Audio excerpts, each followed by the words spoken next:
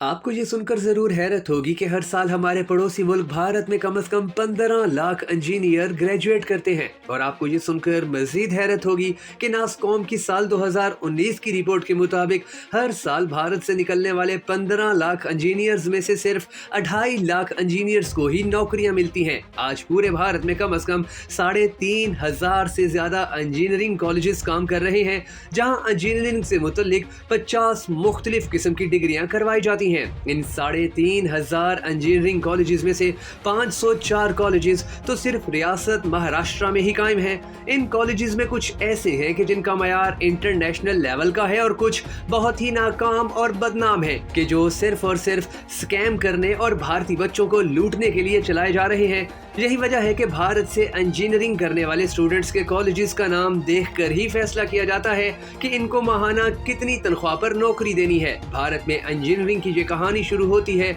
आज से तकरीबन 30 साल पहले कि जब इंडिया में इंजीनियरिंग का पागलपन शुरू हुआ। सन 1990 से लेकर साल 2000 तक को भारत के लिए आईटी का बूम टाइम माना जाता है। 1991 में जब भारत ने लिबरलाइजेशन शुरू किया तो दुनिया की बड़ी बड़ी इंजीनियरिंग कंपनियों ने भारत आना शुरू कर दिया। इन कंपनीज को भारत में इंजीनियरिंग स्टूडेंट्स की एक पूरी फौज की जरूरत थी जो उनके लिए सॉफ्टवेयर डेवलप कर सके। मगर सवाल ये है कि इन कंपनीज ने भारतीय इंजीनियरिंग स्टूडेंट्स को ही क्यों चुना?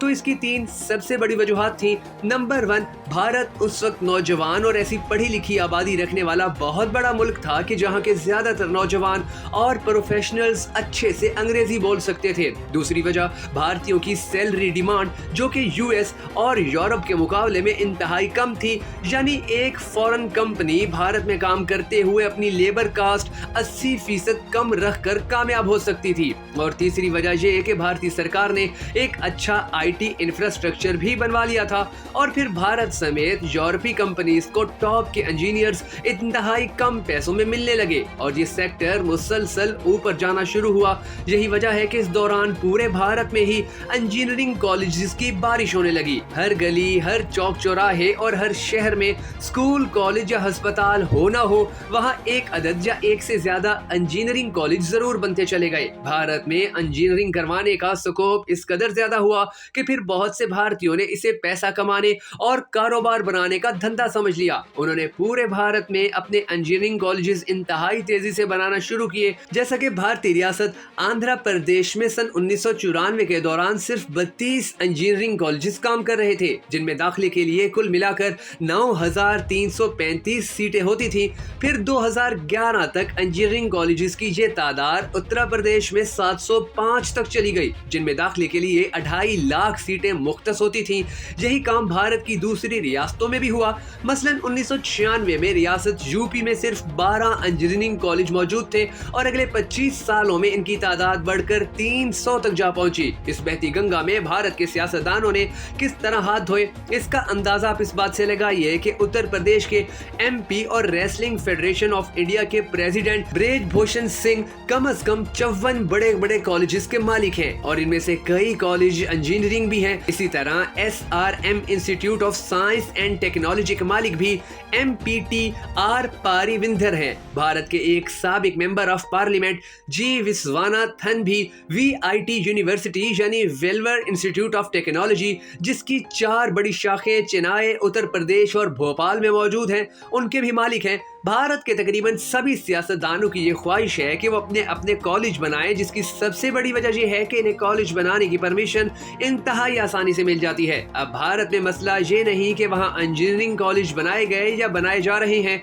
मसला ये है कि इन कॉलेजेस को बना तो लिया गया मगर पढ़ाई नाम को भी नहीं। यही वजह है कि भारत की नेशनल इंस्टीट्यूट रैंकिंग फ्रेमवर्क ने अपनी एक रिपोर्ट में बताया था कि भारत के 90% इंजीनियरिंग कॉलेजेस प्राइवेट लोगों की मलकियत हैं, लेकिन अगर आप टॉप 100 कॉलेजेस की बात करेंगे तो उनमें से सिर्फ 14% ही प्राइवेट इंस्टीट्यूट हैं। यानी भारत के ज्यादातर प्राइवेट इंजीनियरिंग कॉलेजेस का स्टैंडर्ड इंतहाई कम या ना होने के बराबर है। भारत में फॉर्मर आईटी रोर की डायरेक्टर प्रोफेसर प्रेम वरात ने इस मसले के बारे में एक मर्तबा कहा था कि भारत में नए कॉलेजेस सिर्फ और सिर्फ बनावटी हैं। वो अच्छी बिल्डिंग्स और बड़े बड़े कैंपस तो बना देते हैं मगर फैकल्टी और एजुकेशन क्वालिटी को मुकम्मल तौर पर नजरअंदाज कर देते हैं। अब इन तमाम तमाम हालात का जिम्मेदार भारतीय इदारा कि जिसने इंजीनियरिंग कॉलेजेस की कारकर्दगी चेक करनी होती है। इसका नाम है all India council for technical education और इस इदारे की कारकर्दगी देखें कि फरवरी 2022 में आउटलुक मैगजीन ने अपनी एक रिपोर्ट शाया की जिसमें बताया गया कि all India council for technical education Bharat की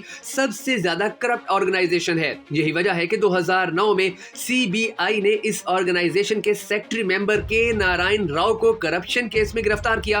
साथ ही चेयरमैन RA यादव को सस्पेंड किया गया क्योंकि वो एक इंजीनियरिंग कॉलेज से भत्ता मांग रहे थे। सिर्फ यही नहीं बल्कि ये ऑर्गेनाइजेशन ऐसे कॉलेजेस को भी लाइसेंस देने में बहुत बदनाम है कि जो इसी ऑर्गेनाइजेशन के रूल्स को तोड़ना अपने लिए सबसे अहम ड्यूटी समझते हैं। भारत के इंजीनियरिंग स्टडीज सेक्टर में ये करप्शन कहानी तो बस एक छोटा और माइनर सा मसला है। इससे बड़ा और असल मसला तो इन फेक इंजीनियरिंग कॉलेजेस का कैपिटेशन फीस है, यानी वो गैर कानूनी पेमेंट्स जो मेरिट से नीचे रह जाने वाले स्टूडेंट्स इन कॉलेजेस को देते हैं ताकि उनका दाखिला हो जाए। ये फीस चंद लाख से करोड़ों रुपए तक भी हो सकती है और कॉलेजेस और स्टूडेंट्स के दरमियान डील करवाने के लिए भारत में कई बड़े बड़े मशहूर ब्रोकर भी मौजूद हैं। यही वजह है कि भारत में सभी को ही तकरीबन इंजीनियरिंग कॉलेजेस में दाखिला मिलने की उम्मीद होती है और इसी वजह से वहां के स्टूडेंट्स इंजीनियरिंग करने की कोशिश करते हैं और पैसे वाले लोग कॉलेज पर कॉलेज बनाते चले जा रहे हैं। यही वजह है कि जब भारत में इस तरह के इंजीनियर्स बनाए जा रहे हैं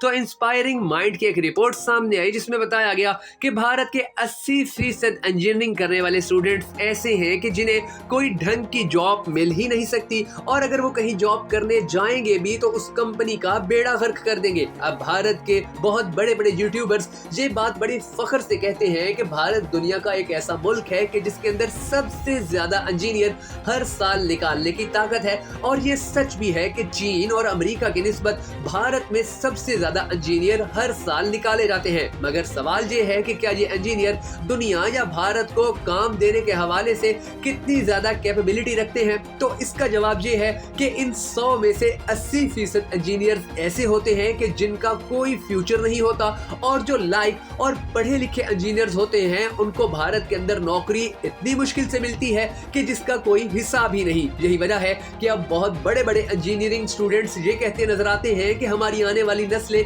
कभी भी इंजीनियरिंग ना करें। आप इस हवाले से क्या राय रखते हैं कमेंट सेक्शन में जरूर बताइएगा और अगर अब तक आपने हमारी इस वीडियो को लाइक नहीं किया तो जरूर कर लीजिए और हमारे YouTube चैनल को सब्सक्राइब करने के साथ साथ बेल आइकन को भी जरूर दबा दीजिएगा ताकि आपको हमारी तमाम तर वीडियोस बर वक्त मौसूल होती रहे।